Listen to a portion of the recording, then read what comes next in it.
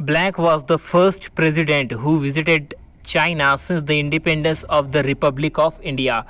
कौन से वो हमारे पहले राष्ट्रपति थे जिन्होंने दोस्तों चाइना को विज़िट किया था, और वे थे आर वेंकटरमन। राइट, आगे बढ़ते हैं। इट्स वेंकटरमन ना? जी हाँ, आगे बढ़ते हैं। नेक्स्ट क्वेश्चन पर बात करते हैं। Blank was the first non socialist country to establish relations with the People's Republic of China. पहला वो देश जो कि एक नॉन सोशलिस्ट देश है या नॉन सोशलिस्ट देश है जिसने चाइना के साथ एक तरीके से रिलेशंस बनाए या रिलेशंस स्टैब्लिश किए पीपल्स रिपब्लिक ऑफ चाइना के साथ। चाइना का नाम एक तरह से पीपल्स रिपब्लिक ऑफ चाइना है। राइट, ये नॉर्थ कोरिया है, लीबिया है, नेपाल है या इंडिया है? तो दोस्तों इंडिया है, बट यहाँ पर नॉर्थ कोरिया मैक्सिमम लोगों ने सही समझा था, बट करेक्ट आंसर भारत ही है। राइट, शुरू से इंडिया ने उन्हें एक तरीके से रिकग्नाइज़ किया था, बट वो कैसे निकले दुनिया जानती है। India and China establish diplomatic relations on. Bharat और चाइना के बीच डिप्लोमेटिक रिलेशंस की शुरुआत कब से होती है? क्या कब से हुई थी? ये हुई थी दोस्तों 1 अप्रैल 1950 से।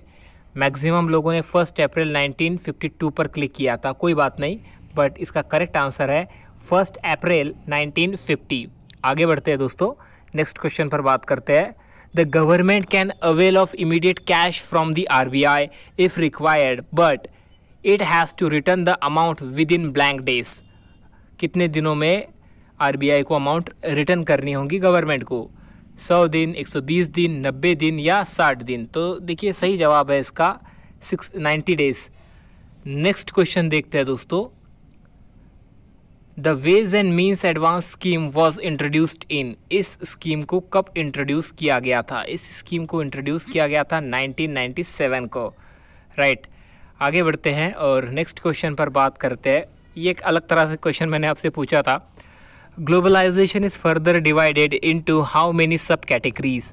देखिए ग्लोबलाइजेशन तो एक शब्द हो गया, इसकी एक व्याख्या भी हम बना सकते हैं।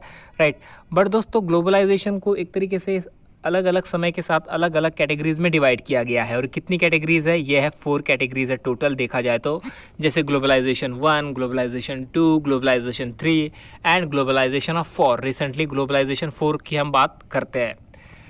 आगे बढ़ते हैं, नेक्स्ट क्वेश्चन पर बात करते हैं। It refer to the economic, social and political integration of nations. It refer to the economic, social and political It refer to the economic, social and political integrations of nations. What it is? ये क्या है? तो दोस्तों क्या ये liberalisation है, privatisation है या ग्लोबलाइजेशन है या इनमें से कोई कुछ भी नहीं? तो देखिए ये एक तरह से ग्लोबलाइजेशन है जो इंटीग्रेट करता है देशों को इकोनॉमिक, सोशल और पॉलिटिकल के वे से, एस्पेक्ट से। नेक्स्ट क्वेश्चन देखते हैं। There is a universally accepted definition of rare disease. जो रेयर डिसीज़ होते हैं ना, इन रेयर डिसीज़ की एक डेफिनेशन बनाई गई है जिसे यूनिवर्सली एक्सेप्ट किया गया है। पहला स्टेटमेंट कहता है। दूसरा स्टेटमेंट कहता है कि in India there are millions of people affected by this type of diseases. Bharat में मिलियंस ऑफ लोग इस तरह के रेयर डिसीजेस से अफेक्टेड होते हैं। तो गाइस देखिए पहला स्टेटमेंट यहाँ पर गलत है, दूसरा स्टेटमेंट एक तरह से सही है। तो करेक्ट आंसर हमारा बनता है ऑप्शन नंबर, क्या पूछा था, आई एम सॉरी इनकरेक्ट पूछा था ना यहाँ पर, तो इनकरेक्ट है दोस्तों इसमें option number first, because statement number first is incorrect. Right, next question देखते हैं।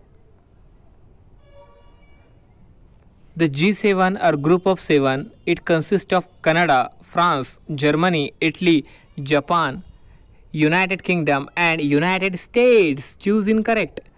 देखिए यहाँ पर 2 स्टेटमेंट दिए गए थे जो कि G7 से संबंधित है, और इन दिए गए स्टेटमेंट में से कौन सा इनकरेक्ट है आपसे पूछा गया था। बट गाइस दोनों ही करेक्ट है, तो देखा जाए तो नन हमारा आंसर बनता है यहाँ पर। देखते हैं कितने लोगों ने सही से इसे आंसर किया था, बिकॉज क्वेश्चन ही ये अपने आप में अधूरा सा लगता है। The US president has also proposed the expansion of G7 to be called. देखिए G7 के एक्सपांशन की बात की जा रही है, और जो USA के प्रेजिडेंट है मिस्टर, खैर उन्हें रहने दीजिए, उन पर बात नहीं करते हैं।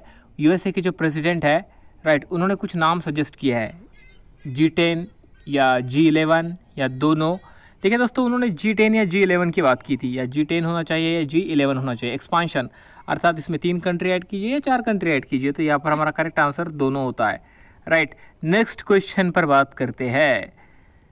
To provide equal representation to equal segment of a population, पहला स्टेटमेंट। दूसरा स्टेटमेंट कहता है to follow the principle of one vote one value, choose incorrect statement with reference to delimitation. Delimitation से संबंधित से आपको इन गिवन स्टेटमेंट को रिलेट करना है और इनकरेक्ट स्टेटमेंट को चूज़ करना है, राइट। तो दोस्तों देखिए, दोनों स्टेटमेंट सही है, यहाँ पर कोई भी स्टेटमेंट इनकरेक्ट नहीं है, all statements are correct, right. बस इस वीडियो में इतना ही, अगले वीडियो में बात करेंगे हम रिमेनिंग क्वेश्चंस की।